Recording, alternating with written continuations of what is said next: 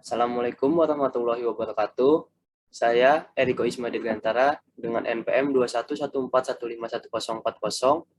Di sini saya akan mempresentasikan hasil PowerPoint yang sudah saya buat yang berjudul Evolusi Embrionik Manusia dalam Al-Qur'an. Sini ada biodata saya. Nama Eriko Isma Dirgantara, NPM 211415140, kelas Kehutanan A, dengan nomor telepon 081993329322. Email saya yaitu erikoisma080402@gmail.com. Daftar isi pada PowerPoint ini yaitu pendahuluan, konsep teori manusia, evolusi embrionik manusia, dan yang terakhir adalah kesimpulan. Pendahuluan. Evolusi merupakan perubahan struktur tubuh makhluk hidup yang berlangsung secara perlahan-lahan dalam waktu yang sangat lama. Evolusi berasal dari bahasa Latin yakni evolvo yang artinya membentang. Pengertian tentang konsep evolusi dapat timbul baik secara alam maupun secara logika dari pengertian tentang genetika. Evolusi. Evolusi menjelaskan mengenai proses perkembangan dan perubahan makhluk hidup baik secara genetika maupun organik. Perdebatan muncul ketika seorang ilmuwan berkebangsaan Inggris, Charles Darwin, mempublikasikan hasil penelitiannya. Penemuan dan penelitian tersebut menimbulkan kontradiktif baik di kalangan ilmuwan maupun di kalangan agamawan. Teori evolusi Charles Darwin menganggap manusia berasal dari simpanse atau kera. Pernyataan tersebut yang memicu pro dan kontra. Charles Darwin beranggapan bahwa makhluk hidup yang sekarang ini tidak ada menurut wujudnya, tetapi lahir menurut proses alami yang berasal dari makhluk hidup sebelumnya yang lebih rendah. Termasuk manusia juga berasal dari yang lebih rendah sebelumnya. Berdasarkan teori evolusi ini, jelas manusia berasal dari jenis makhluk yang lebih rendah, yaitu hewan. Manusia merupakan hasil evolusi organik, hasil perkembangan organisme yang paling sederhana sampai kepada hewan tingkat tinggi, bangsa antroponide atau primata, dan akhirnya menjadi jenis manusia. Dalam Al-Quran, konsep evolusi ini tidaklah berhubungan dengan studi antropologis yang didasarkan atas penemuan paleontologis. Kerangka evolusi tersebut berkaitan erat dengan embriologi.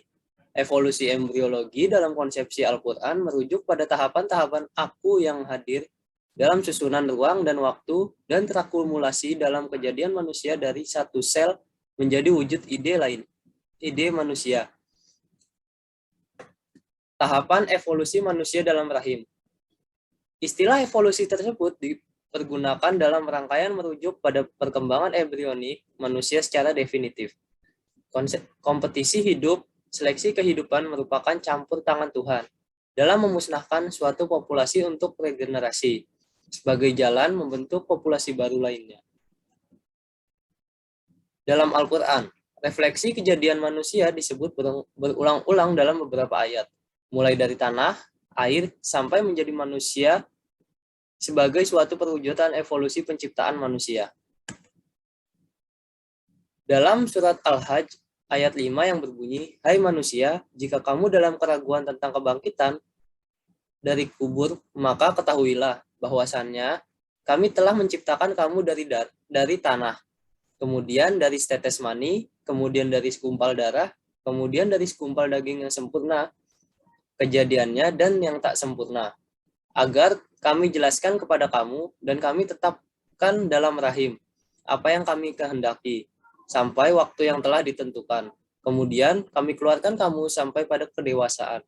Dan di antara kamu ada yang diwafatkan dan ada yang dipanjangkan umurnya sampai pikun, supaya dia tidak mengetahui lagi sesuatu pun yang dahulunya telah diketahuinya." Manusia diciptakan dari tanah. Kata tanah sebagai awal kejadian manusia dipakai dengan istilah yang berbeda dengan bahasa Qur'annya. Kata tanah disebut sebagai ard, yang dipakai pula dalam Quran surat Hud ayat 61 yang berbunyi, "Dia telah menciptakan kamu dari bumi atau tanah."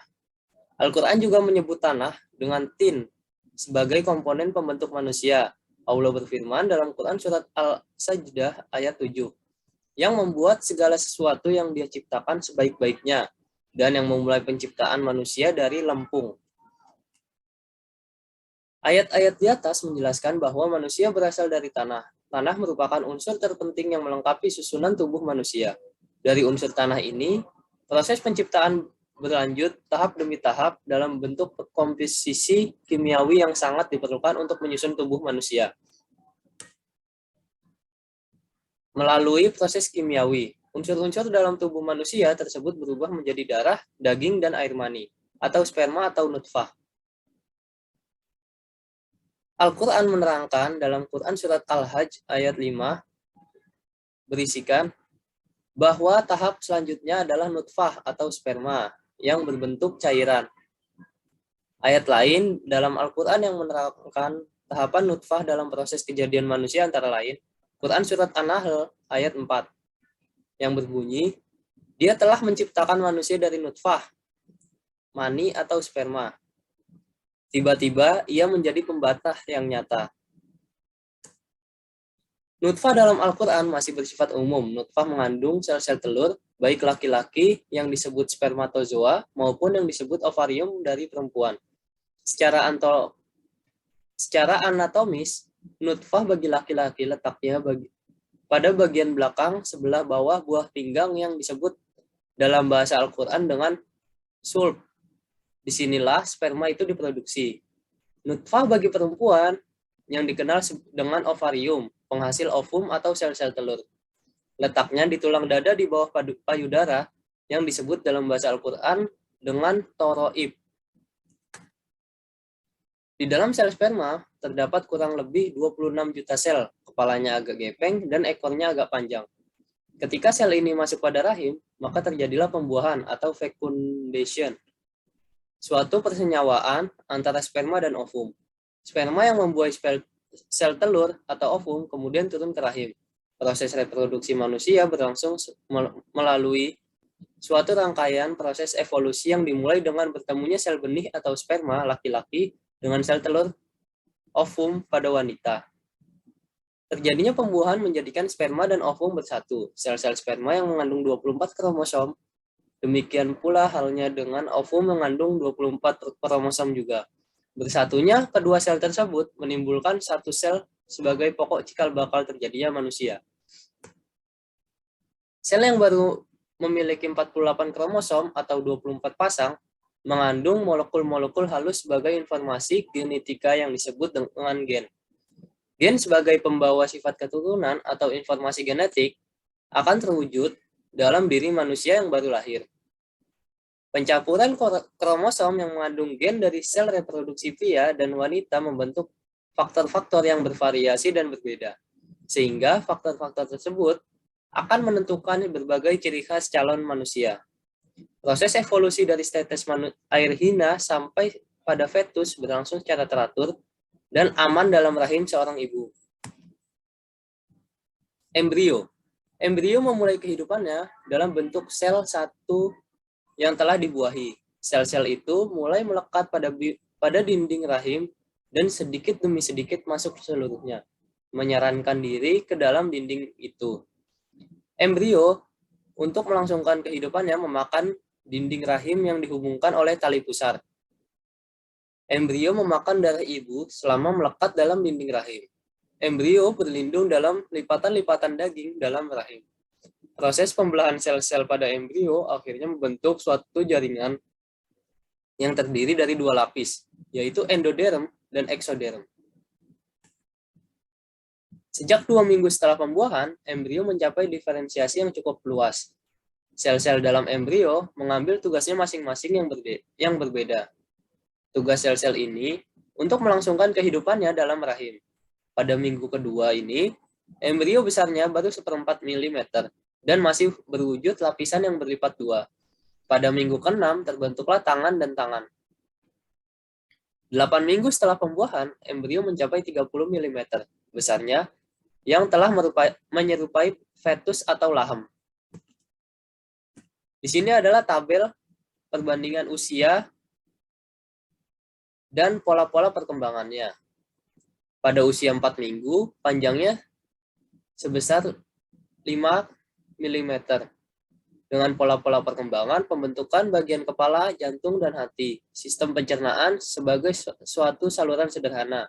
Ada sebuah ekor yang khas. Jaringan-jaringan ekstra embrionik mulai muncul. Pada usia 8 minggu, panjangnya 30 mm. Pola-pola perkembangan yaitu telinga, mata, jari-jari, mulut, hidung, dan tumit merupakan bentuk-bentuk tersendiri. Pembentukan sistem pencernaan, sistem saraf, beserta sistem sirkuler sudah berfungsi. Alat kelamin luar mulai ada, tetapi genode itu tidak berjenis kelamin. Pada usia 12 minggu, panjangnya 75-100 mm. Ginjal, hati, tangan, lengan, tungkai, kaki, dan sistem pencernaan telah berkembang baik. Alat kelamin luar mulai dapat dibedakan antara pria dan wanita. Paru-paru mulai jelas, gerak-gerakan kecil janin sudah ada. Pada usia 16 minggu, panjangnya yaitu 160 mm. Detak jantung dapat dirasakan, tulang-tulang mulai terbentuk di seluruh tubuh. Kulit berkembang sepenuhnya, jenis kelamin janin telah pasti, alis, bulu mata, dan rambut kepala mulai muncul. Gerakan-gerakan janin meningkat. Pada usia 38 minggu, panjangnya 500 mm, dengan berat 3.300 gram. Sejak minggu ke-16 sampai kelahiran terjadi akumulasi lemak di bawah kulit. Menjelang minggu ke-22, janin membuka matanya. Gerakan janin dirasakan ibunya. Pada 2-3 minggu terakhir, terjadi kenaikan berat badan dengan cepat sekitar 1 pon per minggu. Posisi kepala ke bawah, dan di bulan ke-7 persiapan lahir. Tahapan ekstensial. Tahapan-tahapan perkembangan embrio dalam rahim sungguh sangat menakjubkan. Dari sederhana ke arah kesempurnaan. Dimulai dari sel terbina, suatu organisme yang sempurna. Kerapian dan keteraturannya terarah pada suatu tujuan terciptanya organisme manusia. Semua ini merupakan suatu tujuan terciptanya proses kejadian manusia yang telah ditentukan oleh Allah. Bukan suatu ciptaan yang serampangan, dan hal ini merupakan ketentuan Allah. Setelah tahap-tahap perkembangan embrionik sampai pada persiapan untuk dilahirkan seorang bayi manusia atau sampai tahapan kesempurnaan. Allah berfirman dalam Quran surat Al-Mu'minun ayat 14, "Kemudian kami jadikan dia makhluk yang berbentuk lain sifatnya." Ayat ini memberikan suatu bukti bahwa tahapan-tahapan kejadian manusia yang berkembang dalam rahim sudah terdapat adanya ide kemanusiaan, yaitu berupa makhluk yang lain sifatnya sesuai dengan leluhurnya. Semenjak Allah meniupkan ruhnya kepada tubuh manusia, maka Allah tidak hanya sekedar tubuh belaka yang hina, tetapi juga sudah mempunyai kesadaran, baik kesadaran diri maupun kesadaran bertuhan. Jadi kesimpulannya yaitu, Al-Quran ternyata sudah sangat jelas dan rinci berbicara mengenai penciptaan manusia. Oleh sebab itu, kiranya tidak berlebihan jika Al-Quran dapat dijadikan sebagai referensi yang tepat untuk menggali informasi tentang reproduksi dan proses penciptaan manusia. Berdasarkan keterangan Al-Quran tersebut, didapat sebuah informasi bahwa dalam proses reproduksi manusia, ada beberapa tahapan yang sederhana dan dapat disebut dengan evolusi embrionik. Merujuk pada keterangan beberapa intelektual yang concern terhadap penelitian tentang penciptaan manusia, dinyatakan bahwa evolusi embrionik memiliki sisi analogitas dengan teori evolusi Darwin. Evolusi embrionik merupakan konsep evolusi Darwin yang berlangsung di dalam rahim, bukan di alam semesta. Terima kasih. Sekian presentasi yang dapat saya lakukan. Kurang lebihnya mohon maaf. Maaf apabila salah-salah kata. Wassalamualaikum warahmatullahi wabarakatuh.